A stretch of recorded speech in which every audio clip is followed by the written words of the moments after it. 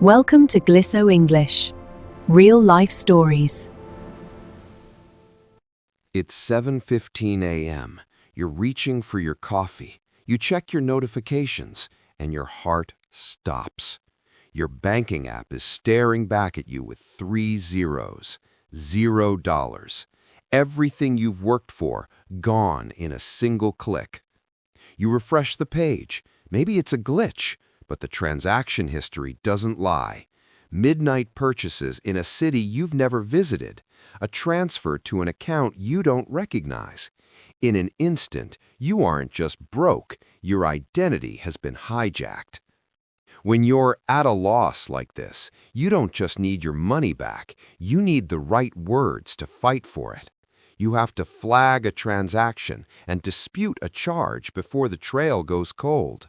This isn't just a horror story, it's a masterclass in high-stakes communication. Today, we're following one person's journey from total digital collapse to rebuilding their fortress. We're breaking down 10 chapters of this identity theft mystery while mastering the English you need when your life is on the line. The clock is ticking, and the thief just made their first mistake. Let's get to work.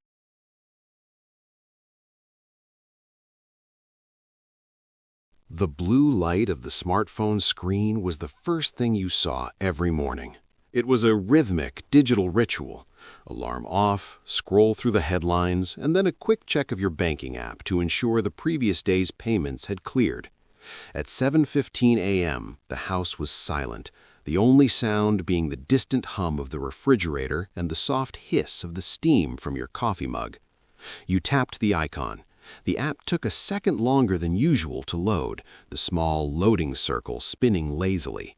When the interface finally snapped into view, you didn't react at first. Your brain simply refused to process the information. Current balance? $0. You blinked, rubbing the sleep from your eyes. You closed the app and reopened it, convinced it was a synchronization error or a temporary server glitch. The circle spun again. The result was identical. The 5-figure balance you had meticulously saved for a down payment on a house had evaporated. In its place was a hollow, mocking zero. A cold sensation like a drop of ice water began at the base of your neck and radiated down your spine. This was the definition of being at a loss. Your hands, usually steady, began to tremble as you tapped the transaction history tab. The screen populated with a frantic list of activity from 2 a.m. while you were sound asleep. ATM withdrawal, Miami, Florida. POS purchase, luxury electronics. Wire transfer, pending. No, you whispered into the empty kitchen. No, no, no. You weren't just looking at a technical error. You were looking at a crime scene. Someone had hijacked your digital life. Every cent was gone, and according to the digital ledger, you were the one who had spent it. The realization hit you with the force of a physical blow. Your security, your hard work, and your identity had been stripped away while you dreamt of a better future. You lunged for the Contact Us button, your thumb hovering over the call icon for the fraud department. You knew the next hour would be a blur of high-stakes communication, but right now, the silence of the kitchen felt deafening. The battle to reclaim your life was about to begin. The call to the fraud department was the first step into a bureaucratic maze. As you pressed the dial icon, you expected an immediate human response, someone to hear the panic in your voice and instantly hit a stop button on the thief's activity. Instead, you were met with the calm, artificial voice of an automated system. To report a lost or stolen card, press 1. For suspicious activity, press 2. Your thumb hovered over the keypad, trembling. You pressed 2. Then came the requests for account numbers, social security digits, and your mother's maiden name. Each prompt felt like a hurdle designed to slow you down while your life savings drifted further away. Finally, the music started, a tinny, repetitive loop of jazz that seemed to mock the urgency of your situation. You paced the kitchen floor, the cold coffee on the counter completely forgotten. Every few minutes, a recorded voice interrupted the music to tell you that your call is important to us. It was a classic case of being put on hold, but in this moment, it felt more like being ignored. When a human finally answered, a woman named Sarah with a weary but professional tone, you felt a sudden rush of relief. "Someone emptied my account," you blurted out. "Everything is gone. There are transactions from Miami, but I'm in my kitchen. I haven't left my house." Sarah's voice didn't change. She began to verify your identity with a series of routine questions. "I understand this is stressful, but I need you to stay calm so we can flag these transactions correctly." As she walked you through the list of charges, the reality began to sink in. To the bank, you weren't a victim yet. You were a series of data points that needed to be checked against a protocol. You had to dispute each individual charge, explaining over and over that you were not the one who bought a $2,000 watch at 3 a.m. "We are going to freeze your accounts immediately. This means your cards will no longer work and your digital access will be restricted until the investigation is complete." It was a necessary move, but it felt like a second blow. To stop the thief, the bank had to lock you out of your own life. You were officially off the grid, and the long road to recovery had only just begun.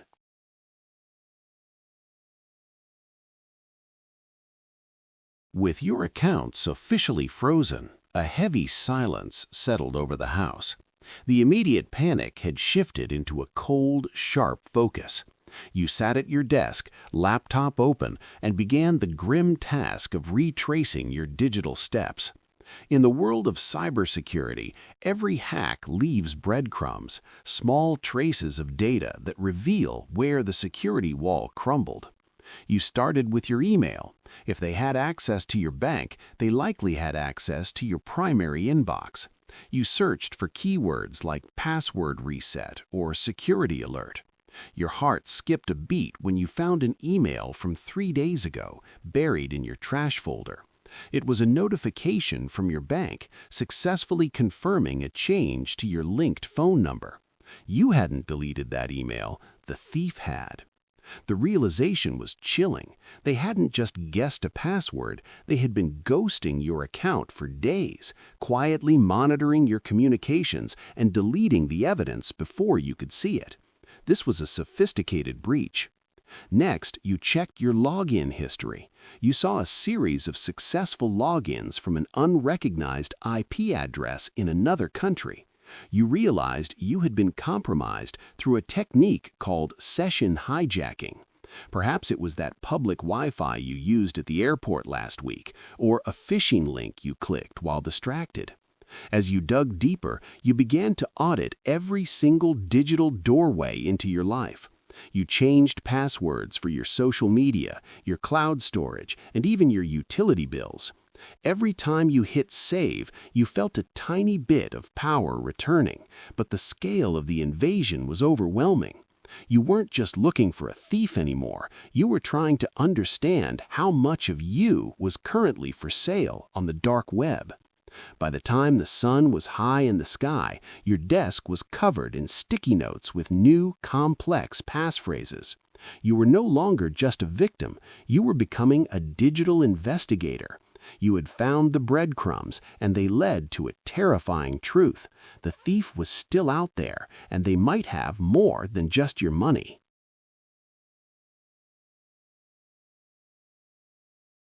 By midday, the adrenaline of the investigation began to wear off, replaced by the crushing weight of reality. While you were busy resetting passwords and tracing IP addresses, the rest of the world was moving on, and it was expecting to be paid. This was the domino effect. The moment one crisis triggers a dozen others. The first domino fell with a sharp ping from your phone. It was an automated text from your landlord. Payment failed. Because your account was frozen, your monthly rent check had bounced. You felt a surge of heat in your chest.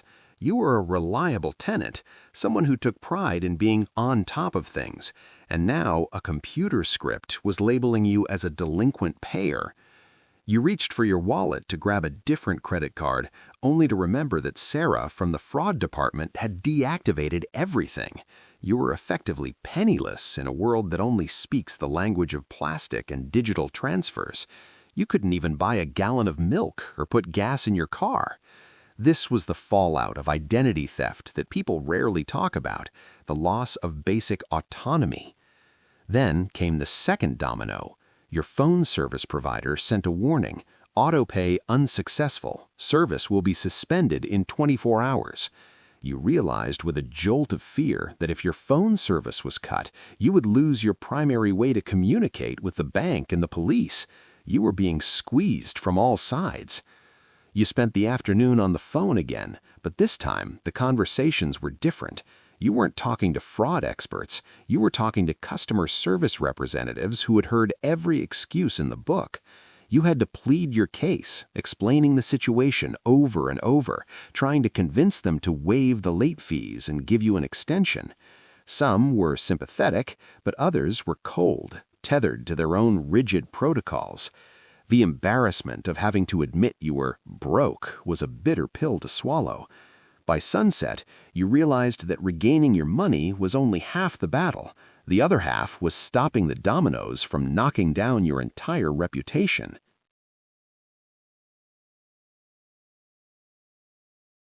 As the evening shadows lengthened across your desk, you returned to the digital trail with a fresh pair of eyes.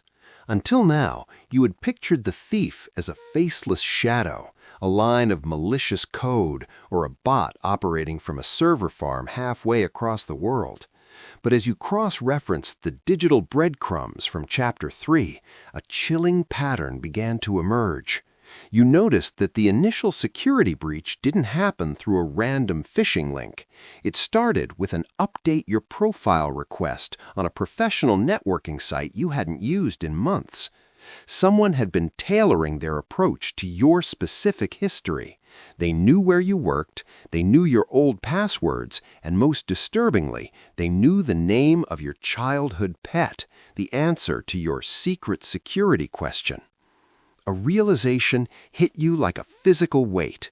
This wasn't a random net cast into the ocean to catch any fish. This was a spear-phishing attack. Someone had been scoping you out. You began to look through your recent interactions. You remembered the recruiter who had messaged you last week asking for a copy of your CV and a portfolio verification via a secure link.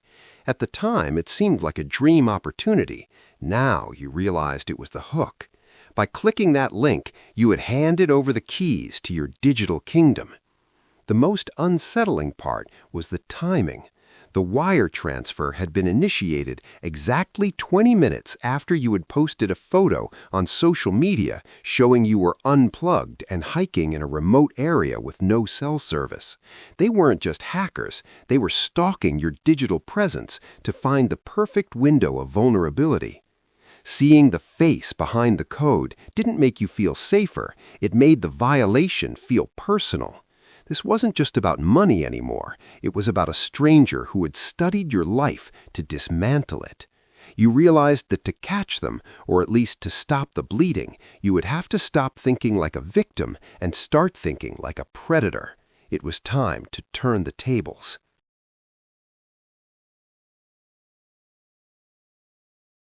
The next morning, you stood in the lobby of the local police station, a thick folder of printed bank statements and screenshots tucked under your arm. You expected a scene from a movie, detectives in suits rushing to track the IP addresses and a team of experts tracing the call. Instead, you were met with a plastic chair and a long wait. This was your first real encounter with red tape, the excessive bureaucracy that slows down even the most urgent matters. When you finally spoke to an officer, his expression was sympathetic but exhausted. "We can take a report," he said, tapping a pen against a stack of similar folders. "But since the IP address is overseas and the money was moved through 3 different mule accounts, it's out of our jurisdiction." The frustration was immense. You weren't just fighting a thief, you were fighting a system that wasn't built for the speed of the internet. To move forward with the bank, you needed a case number, but to get a case number, you had to fill out 12 pages of forms that asked for details you didn't even have. You were caught in a loop. Every office you called referred you to another department. The bank told you to talk to the police told you to talk to the Federal Trade Commission, the FTC website told you to contact your bank. It felt like everyone was passing the buck, avoiding responsibility by shifting the problem to someone else. You spent 4 hours sitting on a wooden bench watching the clock tick. You realized that being a victim of identity theft was a full-time job that paid $0 an hour. To get the official victim statement you needed to protect your credit score, you had to jump through hoops, proving your identity over and over to people who saw you as just another file on a cluttered desk. By the time you walked out of the station with a stamped piece of paper, your legs were cramped and your spirit was dampened.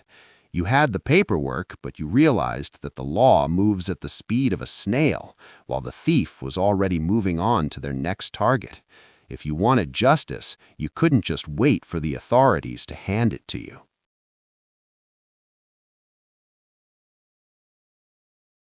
By the third day, the isolation of the crisis began to feel heavier than the financial loss.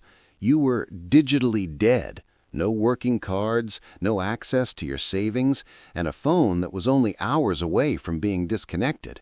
The fiercely independent person you used to be was gone, replaced by someone who couldn't even pay for a bus ticket. This was the moment you had to reach for your safety net. Asking for help is a specific kind of bravery. It requires you to swallow your pride and admit that you are vulnerable.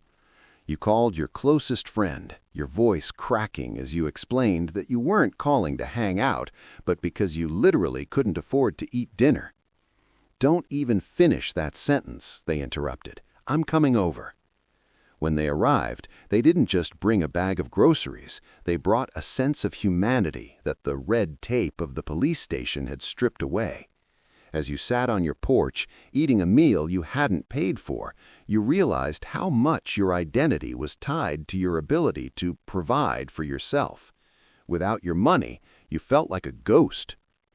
Your friend helped you set up a temporary bridge loan, a small, interest-free amount of cash to keep your phone active and your landlord at bay while the bank's investigation dragged on. It wasn't just about the cash, it was about the solidarity. You realized that while the thief had stolen your data, they couldn't touch your reputation or your relationships. However, the safety net also revealed who was truly in your corner. Some acquaintances offered thoughts and prayers, but disappeared when you asked for a ride to the bank. You were learning to separate the wheat from the chaff, distinguishing between true friends and fair-weather ones. This chapter of the crisis wasn't about code or passwords. It was about the social fabric that catches us when we fall. You realized that as long as you had people who believed in your integrity, your identity was still very much intact. You weren't just a balance of $0. You were a person with a community, and that was the one thing the thief could never liquidate.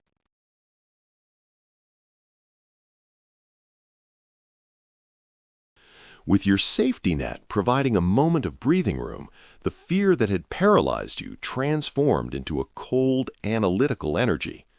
You realized that waiting for the red tape to clear was a losing game. It was time to stop being the victim and start cyber-sleuthing. You weren't trying to kick down doors. You were looking for the digital smoking gun that would force the bank to take your case seriously. You began by digging into metadata. You went back to that original recruiter email from Chapter 5. Instead of just looking at the text, you looked at the header, the hidden technical information that shows the true path an email took across the internet. You discovered that while the from address looked professional, the reply to address was a cryptic string of characters hosted on a private server. Next, you practiced damage control by setting up Google alerts for your own name and social security digits. If your data appeared on a public forum or a leak site, you wanted to be the first to know. You also downloaded a specialized security browser to safely check if your credentials had been pawned in recent data breaches. The deeper you went, the more you learned about the thief's modus operandi, MO. You found a forum where users were discussing a specific exploit involving the very same banking app you used. It was a known vulnerability that the bank hadn't patched yet. This was your leverage. You weren't just a person who lost their password. You were a customer who had been failed by the bank's own security flaws. You spent the night documenting everything. You created a timeline, linked the IP addresses you found to the specific times your account was accessed, and took screenshots of the security forums discussing the exploit.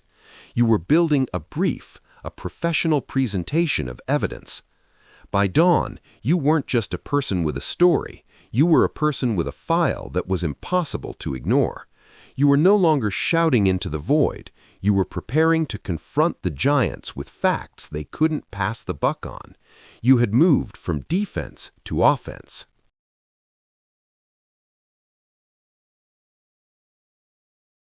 Equipped with the brief you meticulously compiled during your night of cyber-sleuthing, you returned to the bank's regional headquarters. You didn't call the general helpline this time. You walked straight to the manager's office. You weren't there to plead. You were there to state your case. The manager, a man named Mr. Henderson, started with the usual script. "These investigations take 45 to 60 business days," he said, smoothing his tie. "We have to ensure there was no collusion between the account holder and the third party." The word collusion stung. He was subtly suggesting that you might have been in on the scam. Instead of getting angry, you opened your folder. You laid out the email headers, the IP logs, and the printouts from the security forums. "Mr. Henderson," you said, your voice steady, "this wasn't a compromised password. This was a direct exploit of a vulnerability in your app's two-factor authentication. I have the documentation right here." The atmosphere in the room shifted instantly. The manager's dismissive posture vanished. He leaned in, peering at the technical data you had gathered. You weren't just a victim anymore. You were a liability who knew too much. You had called his bluff. "If this goes to the ombudsman or a public forum, it won't just be about my missing funds. It will be about the bank's failure to patch a known security hole." This was the climax of your struggle. You were using the language of crisis you had learned under pressure to hold a massive institution accountable. You watched as Mr. Henderson picked up his desk phone and dialed a direct line to the Level 2 security team, a department you hadn't even been allowed to speak to before. The conversation that followed was sharp and technical. You stayed in the room, refusing to be put on hold again. After 20 minutes of intense back and forth, the manager hung up. He looked at you with a new kind of respect. "We are going to expedite your claim. The funds should be provisionally restored to a new secured account by the end of business today." The victory didn't feel like a celebration. It felt like a long overdue breath of air. You had successfully navigated the maze, but you knew the final chapter wasn't just about getting the money back. It was about making sure the digital ghost could never return.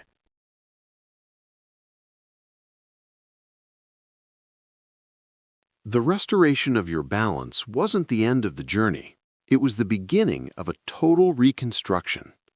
When the numbers on your screen finally shifted from 0.00 back to their original state, you didn't feel like celebrating. Instead, you felt a profound sense of responsibility.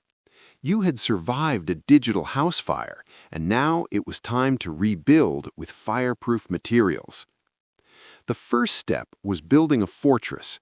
You moved your life away from convenience and toward security.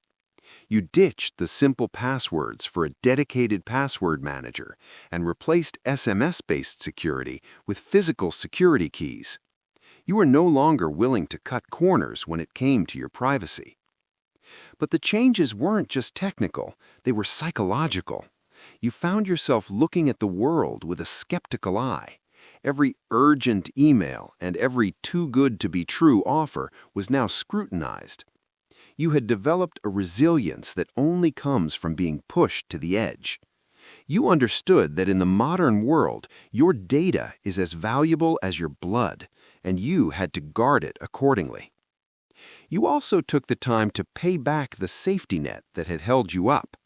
Returning the bridge loan to your friend felt better than seeing the money in your own account.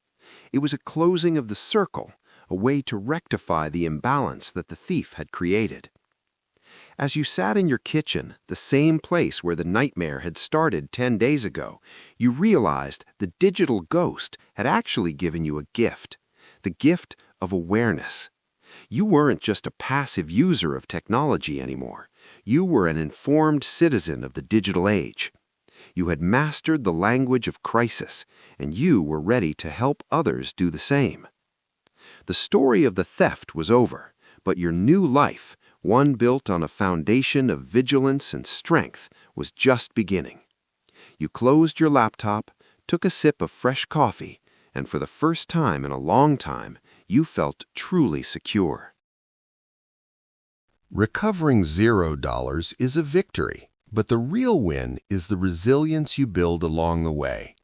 Identity theft is a nightmare, but it's also a reminder that our words and our knowledge are our strongest line of defense. Today, we didn't just follow a story, we mastered the language of accountability and vigilance. Have you ever had a digital close call or a strange security alert? How did you handle it? Let's share our experiences in the comments. Practicing your English by describing a real-life problem is the best way to make these words stick. I'll be down there replying and helping with any tricky phrases. If you found these 10 chapters helpful, don't forget to answer the question in the quiz section below the description. Thanks for being part of the Glisso community today. Subscribe for more stories that help you navigate the real world while mastering the English language. Stay safe, stay vigilant, and I'll see you in the next story. Goodbye.